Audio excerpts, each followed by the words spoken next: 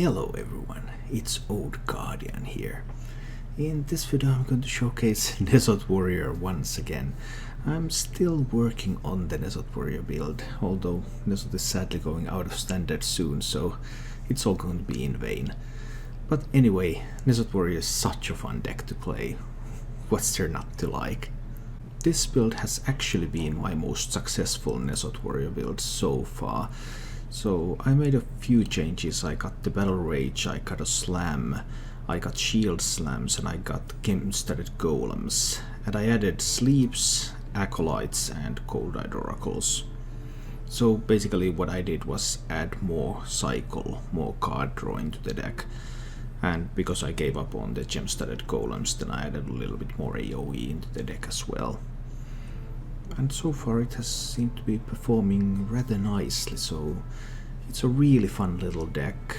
Now plays a tiny bit differently again than my previous version of it, but still much of the same fun Nesot gameplay. If you enjoyed this content, then please click the like button and subscribe to my channel for more. And now let's go take a look at some of the adventures of Nesot Warrior. If we talk about Finnish bands.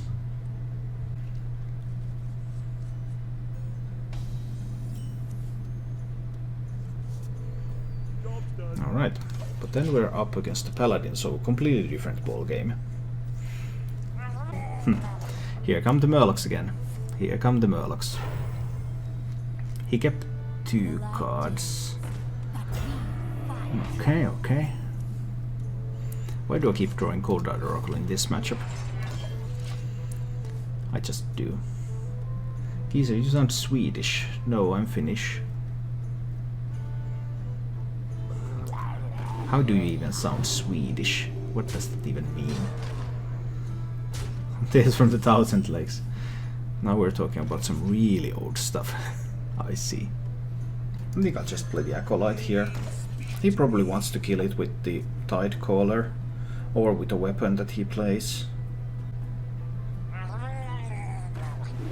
Well, that Wall Eater is a pretty big deal though.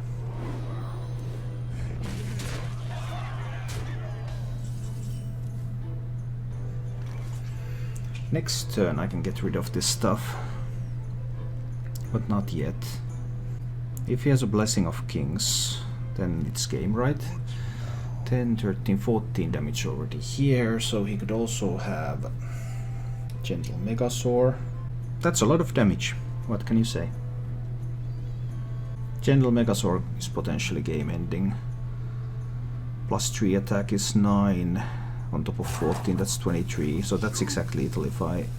So he has 51% to have lethal with Gentle Megasaur if he plays one now. That means that I have to remove one Murloc from the board. I can't give him 51% to win the game here, right here, with a card that is quite regularly played. Blessing of Kings is the second worst. I also know I can't get rid of the Righteous Protector, because the Ravaging Ghoul is not going to damage it. But my alternatives were just so poor, I felt like I had to do this.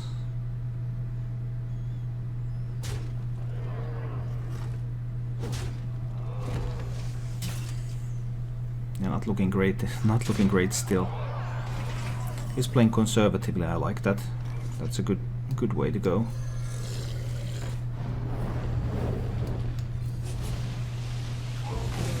And now he can have lethal with Blessing of Kings. But hey, can't help that.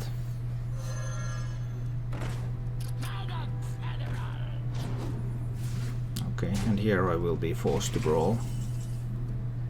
Right. I could take a value trade on this to improve the chances that the Ravaging Ghoul wins, but it also improves the chances that a Murloc wins. If I play Ravaging Ghoul, I'll leave him with too much. I have to brawl this board. And I'm probably still dead. But the Ravaging Ghoul can win.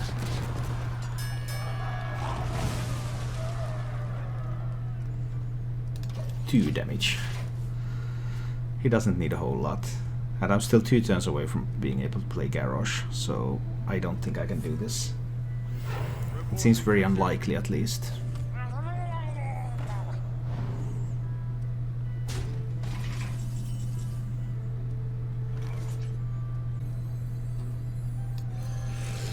So I need to Ravaging Ghoul and execute both of the survivors, right?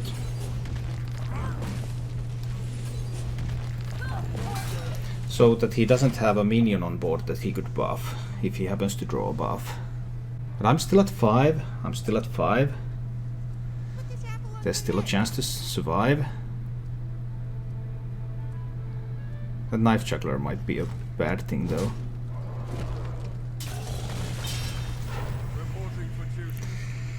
Okay, please don't be able to summon more minions. He doesn't summon more minions, that's excellent news.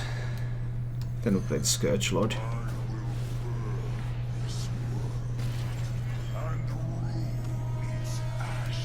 So I get to 9, and I get to clear the board.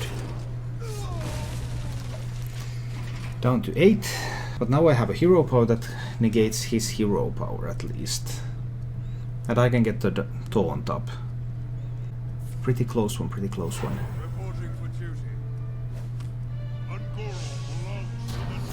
That's a good one. I can't kill the Tarim. I could kill the Silverhand Recruit, but that probably doesn't matter that much. I can only deal up to 6 to Tarim now. So I go down to 5. He could have silence in that hand. I think I still need to take the hit there. And Whirlwind. And play the Hatchling. Taunt plus draw. I can't draw with this, I give him more outs to get his silence. Or Leroy. I just can't play the Cold-Eyed Oracle right now. Cold-Eyed Oracle is a last ditch effort. I can play it on a turn where I can also play a shield block or something, which should give me a better chance. I don't know what these two cards are, but there's a pretty decent chance that one of them is a Spellbreaker. Cold ones would have been played, Murlocs would have been played, buffs would have been played. We need cards too. Yeah, but he needs cards even more than I do. Because cards allow him to do things that prevent me from stabilizing. That I cannot allow. I expect there to be a Spellbreaker, and then I may have to draw if there is one.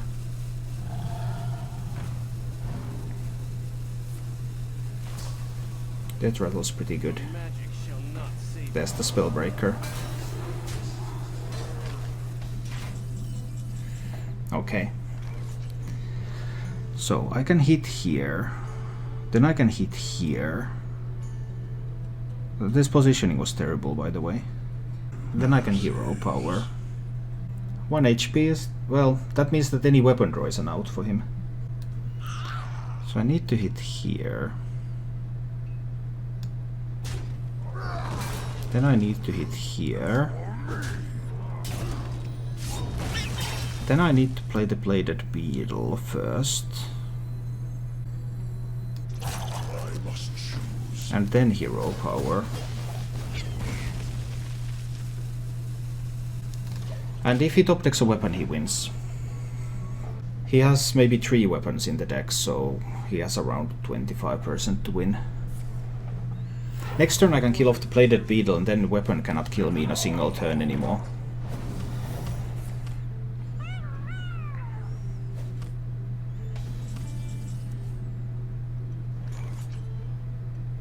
If I let him draw, he can find a Knife Juggler and things that he can do with that. I just can't let him draw. I can't let him draw yet. I just need to do this. If he top decks a weapon, then I will have to draw. But if I let him draw, he could get weapon, Knife Juggler, and a minion, and that would be guaranteed lethal. 3 from weapon, Knife Juggler, hero power, minion, that's 2, so that would be lethal. Actually the Oracle would be on the board, so it might not always be lethal, but... yeah, actually it might not always be lethal. Oh no! The Divine Favor. Well, that was a good top deck. That forces me to let him draw even more next turn. I suppose. I suppose it forces me to let him draw even more. There's the knife juggler that I was afraid of.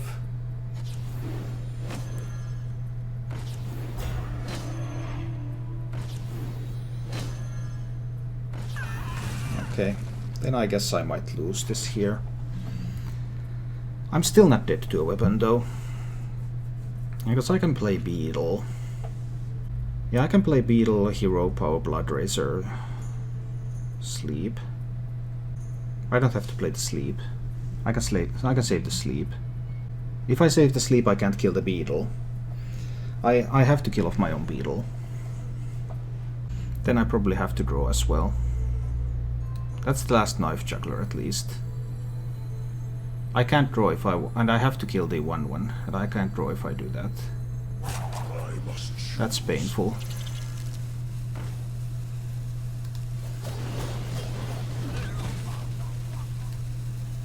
Okay, it looks like I'm losing this one. No, I cannot draw. I cannot draw. And I have to sleep the Beetle, or I'm dead to a weapon. And he almost guaranteed has a weapon at this point. And even if I get Nesot from the Oracle, it doesn't help. But I can get... what can I get from the Oracle? Dry Whisker Armor is something I can get from the Oracle.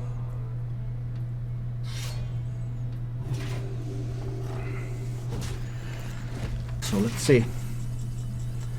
There's the Nesot, and that was the last silence effect. I get one hatchling. This one can't kill the hatchling. Unless he has more buffs. Then he needs a buff and another Rallying Blade. So that's always Nesot now.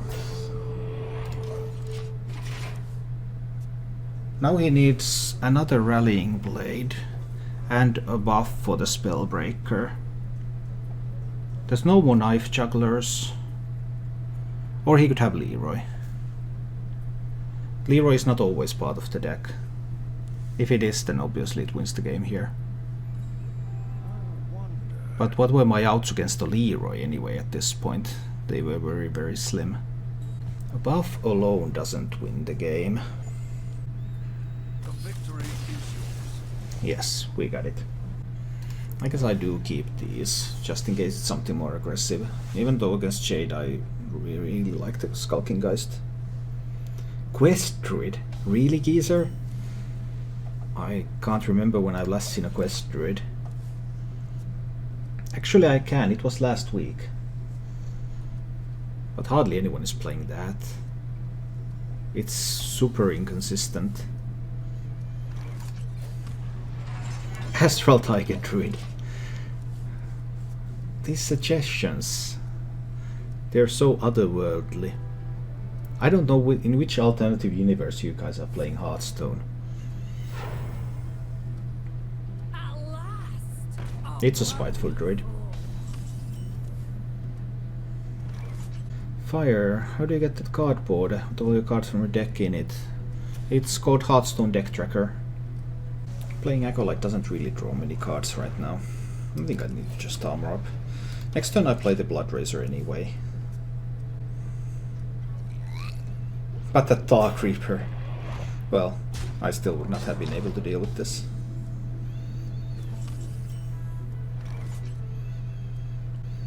I just hit my face into a Dark Reaper. Skulking Geist is not very useful against the Spiteful Druid either. Life is not great. Life is definitely not great. But let's see what I can do here. Okay, so I faced a Quest and a Jade Druid today. Gluttonous Ooze! No! Not the Gluttonous Ooze! Actually that's not so bad, because I can equip another Blood Razor next turn. And wipe this board.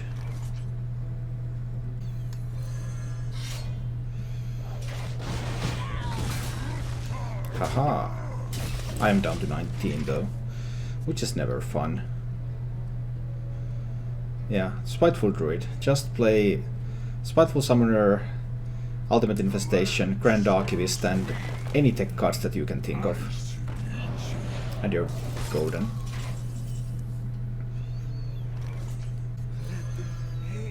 I think should still be fine. Let's do this now. I get to draw a card. That's not terrible. My ultimate goal here is to mill him once he plays Ultimate Infestation, but we'll see how that goes. This is where the Execute comes in handy.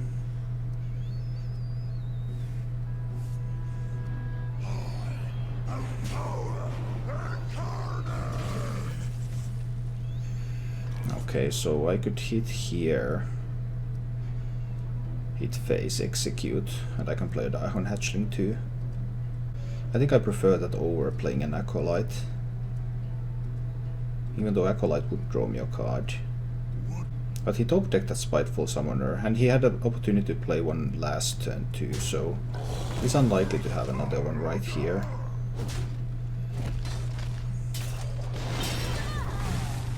I think I'll take the Execute now. And a Hatchling. I'm a little bit uncertain. I could have also went with the Acolyte of Pain and Armor Up. So you could argue that this was not a good play. But if he plays the Grand Archivist... Your magic shall not save. No Grand Archivist. Okay, well that's fine then. So then I just take a trade. Now I can play an Acolyte here. And I can play another Daihon Hatchling. He can't play Ultimate Infestation yet. I think this card is probably an Ultimate Infestation. I thought it might have been a Grand Archivist, but he would have probably played it last turn if it was. Well, it was much better against his. Yes, but it was not much better against everything he could have done. And was there something he could have done? Yeah, so maybe there was something there.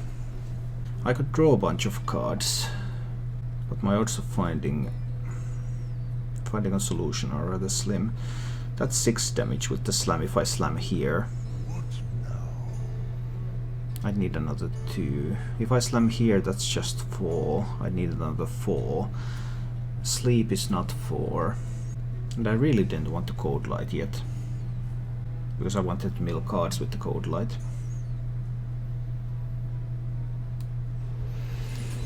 Well, I can draw Sleep, maybe. Can't find Sleep. But I can find an Execute. This will be the last Execute, though. Well, we go with this.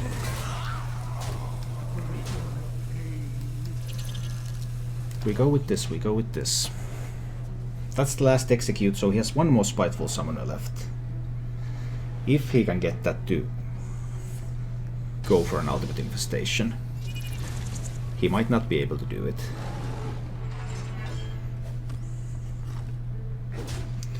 Joey, hi, what do you think of the new Hunter Legendary? I think it's pretty interesting. I think it's pretty interesting indeed. I need to keep looking for cards. I guess I need to play the Skulking Geist here.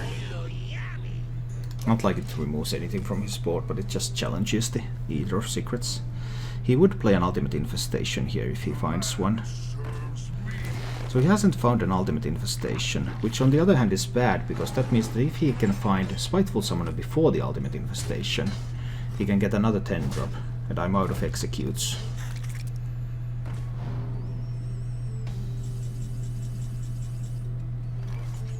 I mean, I could simply Deadman's Hand the Nezoth now.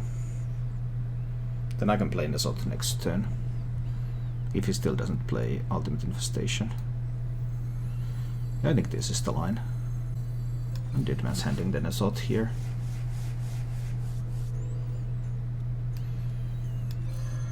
Then I play double Triwhisker Armor. Let's grab some armor here. And get the board position. And next turn is a Nezoth turn. It will bring back everything. Because I've already played, well, I've not played, I've only played one Beetle. So it will bring back a Beetle and 2 Hatchlings. And then I have Cold-Eyed Oracles to draw. And we're even going into fatigue now, but once he uses an ultimate infestation, he's so far ahead. Why would he take the value? Why wouldn't he take the value trade? I'm uncertain. Anyway, this is Tenesot's turn, because he doesn't have anything that helps him deal with white boards. So even if he gets a Spiteful Summoner, I might be able to deal with the 10-drop. I didn't see that coming. Double mind control tech. Nice. That was pretty sweet. I really didn't see that coming. Sweet. Now he gets one Matriarch too.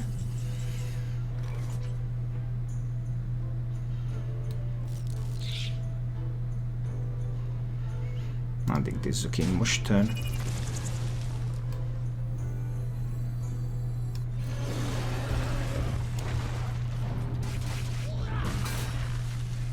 But do I trade or do I just hit face? He can kill the King Mush with an ultimate infestation anyway. I don't think that's a punish for hitting face.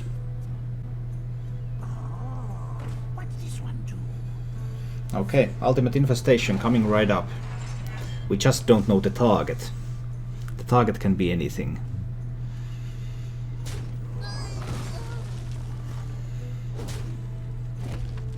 Yeah, he set this up so that if that happens to be the target. Alright. Nice. So it's 40% to hit one of these. Where does it go? It hits the best one. That was only 20% chance. Feels bad, man. So now I want him to draw more cards, because if he found a Spiteful Summoner now, I don't want there to be an ultimate infestation at the bottom of his deck. So now we're going for the card draw.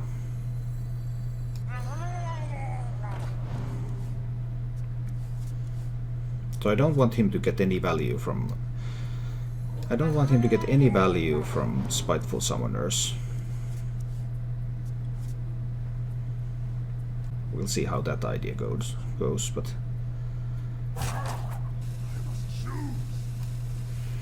I can play Dry Whisker. I can play just one, it's fine. But I take the trade here. Now I missed what he... I'm sorry, I missed what he milled. Now I don't know what was lost. Well, Kellis doesn't have exactly a lot of cards left that it can deal with. Haha! Hungry Crab getting to eat a Murloc. Nice. Zola the Gorgon. Zola milled. Alright. That sounds good. 6 cards in hand, 3 cards in deck. I have 9 cards in deck. I can brawl this board, right? I know he has Ultimate Infestation in hand, so the second Spiteful Summoner is useless. So I think I can just brawl. I haven't noticed. Which doesn't mean that you'd be wrong, you'd still be right. I just haven't noticed. This board is actually not that intimidating yet. I think I'm not brawling yet.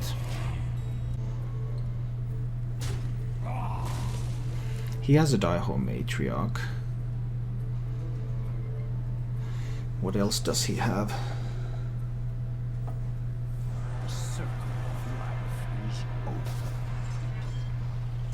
Oh yeah, Malfurion. Malfurion is sweet.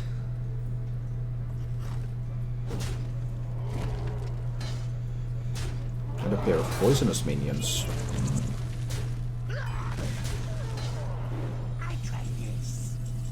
Is this the time when I brawl?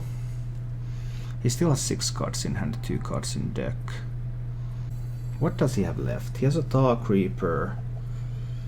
He has the Spiteful Summoner. He has a Spellbreaker. He shouldn't have any big stuff left, right? Ultimate Infestation just kills him. He can't play that. I think I need to brawl. There's a decent chance that I get rid of the poisonous minions. If I don't, then that's a problem. Current Archivist living is also not the greatest thing ever. He has a Direhorn Matriarch left. I still need to find something. I still need to find something to win this game. I mean, I have the tools in the deck, but can I find them fast enough, or can he tempo me too quickly?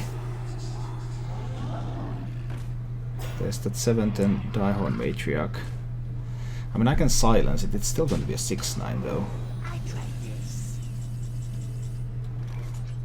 I could sleep. These two would die if I hit there and sleep. After silence, that is. I get rid of 10 power on the board. He can just use his hero power to kill the Spellbreaker. What alternatives do I have? I could kill this. And this will be at 5 health. But how do I ever get rid of the Direhorn Matriarch? Yeah, but yeah, Masakori, that's an option, but then if I do that, how do I ever kill the Direhorn Matriarch? I think I need to kill the Direhorn Matriarch here. Because that 6/9 is so good. Set up fishes on his Matriarch value trade in return. He is never going to value trade with the Matriarch. Because that 6/9 minion is so difficult to get rid of when he knows I have no executes left. So he has no reason to trade with that. Now this looks reasonable because I have 2 Whirlwind effects left in those 7 cards. And I have quite a lot of health here. And like this is one of the Whirlwind effects. Yeah, that's going to be played. Yeah, I mean, I can handle, with all the Whirlwind effects and stuff, I can handle these small minions. But I would not have been able to kill the Matriarch very easily. Then he would have had that 6-attack Matriarch punch me in the face every turn. So this was probably Secret Mage, right? As well as song request. No, there are no song requests on this channel. And stuff. I am the pirate. The Danish pirate, I suppose. Denmark is a nice country. I lived in Denmark for a year.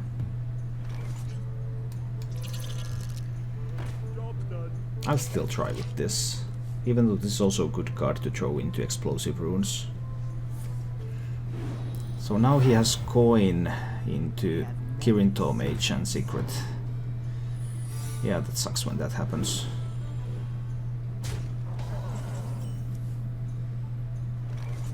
I mean, I could silence the Manavram next turn. So if I throw in the Ravaging Ghoul here, Acolyte would be nicer to throw into something. I think I need to throw in the Ravaging Ghoul here. Hopefully it's not explosive runes. It's not even explosive runes. Wow. Then I take the trade there. Because I still have the option to silence the Manavram next turn if he doesn't take the trade. And Manavram is just about the only silence target in that deck.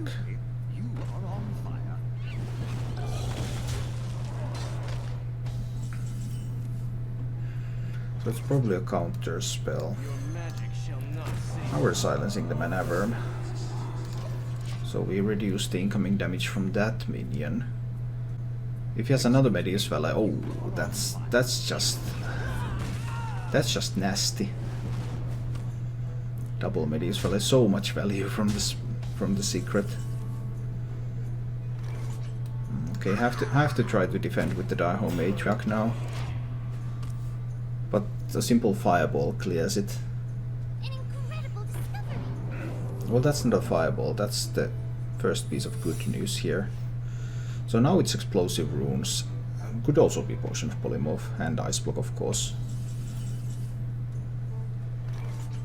I'll throw this one in. If it's Potion of Polymorph, that's annoying. If it's explosive runes, at least I get a draw. But from here I'm in trouble. Need to clear a minion. Throwing Slam into counterspell doesn't really do anything. Let's see. Alex arrive even Aalborg. Okay. I haven't visited... Oh, that's just dirty. I haven't visited Aalborg ever, actually. We did visit Aarhus and something like that, but Aalborg was a little bit further up in the north.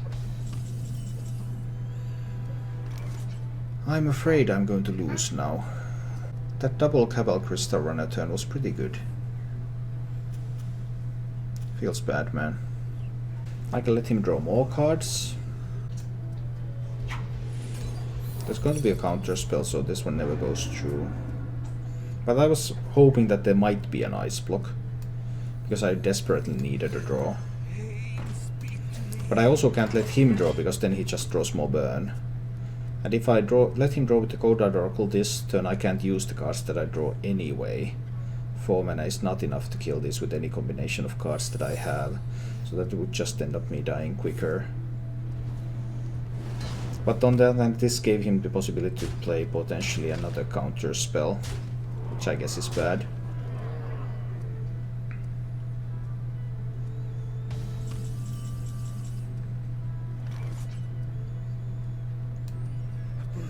Can probably kill me from hand pretty soon. Well, I have to try with the Matriarch and hope it's not a Potion of Polymorph. It's a counter spell, okay. Then maybe... But no, he has to have some burn from hand at least. So he only has to sacrifice one of these. He doesn't have any burn. Okay. We actually have a game here. That is interesting. That is very, very interesting. So then I'm going to roll with the Dry Whisker Armorer. This one takes the beating. If it's Explosive Runes, it's counterspell. Into another Dry Whisker Armorer. Into Diehorn Hatchling. And kill off one of the 5/5s. Alright, alright. Now we actually managed to get a game here. Because I can probably mosh the board.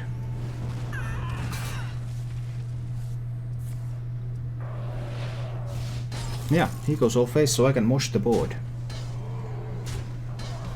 I'm still at 21 and I can mosh the board away. Hit there, hit there. And I'm just moshing these minions away. And next turn I can play N'Zoth. This turned out to be interesting.